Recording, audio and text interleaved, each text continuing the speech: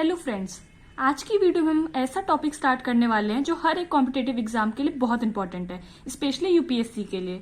आप directly check कर सकते हैं कि यूपीएससी ने क्लाइमेटोलॉजी से कितने क्वेश्चंस पूछ रखे हैं प्रीवियस ईयर्स में। तो ये टॉपिक बहुत इंपॉर्टेंट है। आप इसके कई पार्ट्स आएंगे, आप इसके सारे पार्ट्स देखिएगा क्योंकि बहुत इंपॉर्टेंट टॉपिक है।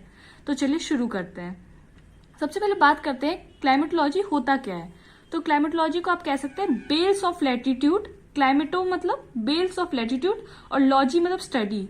इसे इजीली समझने के लिए आप ये स्टेटमेंट देखिए, science that deals with climate and its element. यानी ऐसा साइंस जो क्लाइमेट और उसके एलिमेंट्स, वेरियस एलिमेंट्स उसके हमें स्टडी कराता है। ऐसी स्टडी को हम क्या कहते हैं? क्लाइमेटोलॉजी। और we can say study of climate is known as climatology. सबसे पहले क्लाइमेटोलॉजी में हमें जानना पड़ेगा कि एटमॉस्फेयर क्या होता है हमारा। तो एटमॉस्फेयर क्या है? मिक्सचर ऑफ गैसेस और we can say envelope of gases. यानी कि देखिए फॉर एग्जांपल ये हमारा अर्थ है और अर्थ के ऊपर कई सारी लेयर्स होती हैं।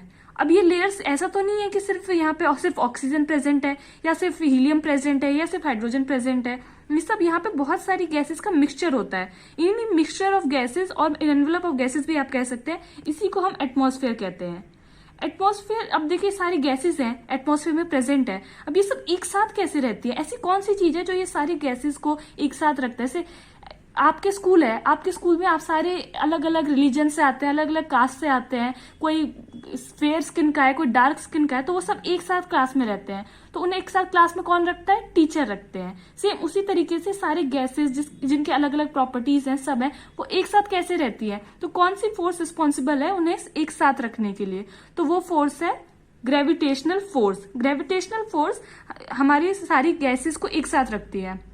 जैसे मैं आपको एक बात बताती हूँ, हम लोग कहते हैं कि हम लोग मून पे रहेंगे, हम लोग मून पे जा रहे हैं, मून पे रहना होगा, पर हम लोग मून पे नहीं रह सकते। उसके पीछे का एक रीजन क्या है? वहाँ एटमॉस्फेयर प्रेजेंट नहीं है। अब एटमॉस्फेयर प्रेजेंट क्यों नहीं है? क्योंकि जैसे हमारे जो ग्रेविटेशनल फोर्स है हमारे अर्थ पे जितना है उसका वो बहुत कम वहां पे प्रेजेंट है, जो कि एटमॉस्फेयर को एक साथ बांध के ही नहीं रख पाता है।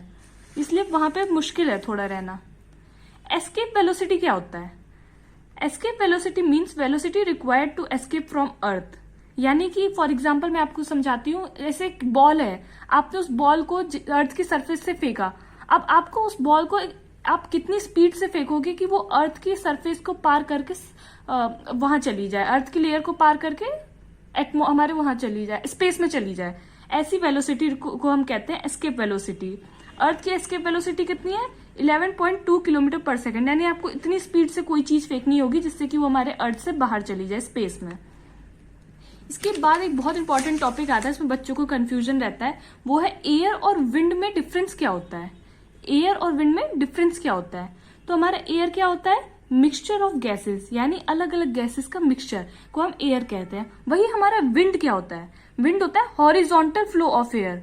Horizontal flow of air, horizontal कौन से होता है? इधर को जाता है। ऊपर जो जाते हैं उसे वर्टिकल कहते हैं, वही जो ऐसे जाते हैं उसे हॉरिजॉन्टल कहते हैं। जैसे ये लाइन है तो ये हॉरिजॉन्टल जा रही है, वहीं ये वाली जो लाइन है ये वर्टिकल है।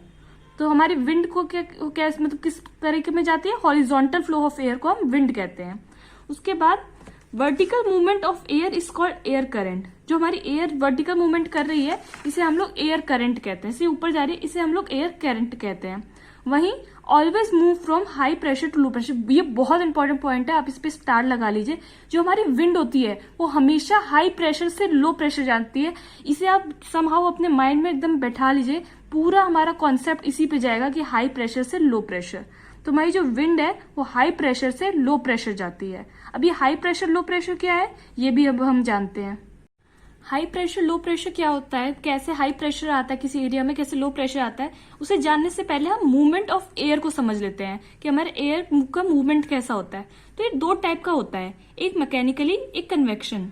मैकेनिकली मतलब कोई फिजिकल बैरियर होता है जो कि एयर को ऊपर उठा देता है। अब जैसे इस डायग्राम में आप देख सकते हैं, ये हमारी एयर आ रही है, ये हमारी एयर आ रही है। अब यहाँ इसे माउंटेन मिला, अभी ऐसे तो डायरेक्ट जा नहीं सकती माउंटेन को पार करके, तो अभी क्या करेगी? ऊपर राइज करेगी, ये ऊपर राइज करेगी। यानी देखिए आप ऐसे रही है, जाना इसे ऐसे चाहिए था, लेकिन फिजिकल बैरियर की वजह से ऐसे ऊपर राइज कर जाती है। इसलिए इस मूवमेंट को हम क्या कहते हैं? मैकेनिकली मूवमेंट, जो कि एक बैरियर की वजह से होता है, फिजिकल बैरियर की वजह से। और दूसरा है कन्वेक्शन। अब देखिए यहाँ पे आप समझिए, ये हमारा लैंड है, ठीक है, लैंड है, आपका अर्थ की सरफेस है, और ये हमारा सन है। अब सन से सन की सोलर रेडिएशंस आ रही हैं, ये सन की हीट आ रही है। अब क्या होगा, जो लैंड का यहाँ का सरफेस होगा जहाँ हीट आ रही है वो गर्म हो जाएगा। अब गर्म होगा तो क्या होगा, गर्म हवा क्या होती है, जैसे आप जब खाना भी बनाते हो तो गर्म हवा आपके ऊपर तक आती है, आपके फेस पे भी लगती है गर्म हवा, क्योंकि वो हवा ऊपर राइज होती है। सेम उसी तरीके से जब यहाँ का सरफेस गर्म होगा, यहाँ की हवा गर्म हो जाएगी, तो वो हवा ऊपर राइज करेगी, ऊपर राइज करेगी। वो नीचे मस्त थी लेकिन वो ऊपर राइज करेगी, उसको हम कहते हैं कन्वेक्शन, जो कि एयर के सन के हमारे सोलर रेडिएशंस की वजह से हुआ है। अब देखिए, जैसे यहाँ पे टेम्परेचर गर्म हुआ और हमारी एयर ऊपर राइज हो गई। अब ऊपर राइज हो गई तो जैसे फॉर एग्जांपल इस पार्ट में राइज हो गई। अब इस पार्ट में क्या होगा, इस पार्ट में ज्यादा हमारा एयर प्रेजेंट होगा, मतलब ज्यादा हमारे मॉलिक्यूल्स प्रेजेंट होंगे एयर के। तो यहाँ नीचे वाले एरिया में कहाँ होगा, जहां से उठ के गई है वहां क्या होगा, वहां एक लो प्रेशर बन जाएगा, वहां पे मतलब कम गैसेस होंगे, इस वजह से वहां एक लो प्रेशर बन जाएगा। और मैंने आपको पहले भी बताया था, हमारी विंड क्या करती है, wind always move from high pressure to low pressure. हमारी विंड हाई प्रेशर से लो प्रेशर आती है, ये बात आपको याद रखनी है। तो यहाँ पे लो प्रेशर कैसे क्रिएट हुआ आपको पता चल गया, जब सन की रेडिएशंस आई यहाँ पे लैंड हीट हुआ, लैंड हीट होने की वजह से हमारी एयर राइज हो गई। एयर राइज होने की वजह से नीचे जो बना उसकी वजह से यहाँ पे प्रेशर डिफरेंस हुआ, प्रेशर यहाँ पे डिक्रीज हुआ। आपको याद रखना है कि जब भी टेम्परेचर इंक्रीज होता है प्रेशर कम होता है, टेम्परेचर इंक्रीजेस प्रेशर गेट्स लो, ये आपको याद रखना है। बाकी का प्रोसेस ऑफ डिफरेंशिएशन और आगे के टॉपिक्स हम नेक्स्ट वीडियो में जानेंगे, बहुत इंपॉर्टेंट टॉपिक्स हैं ये सब, तो आप लोग सारी वीडियो के पार्ट्स को जरूर देखिएगा। और अगर वीडियो सच में समझ आई हो तो अपना कमेंट में मुझे जरूर शेयर कीजिएगा, आपके रिव्यू जो भी हैं। And thank you so much for watching.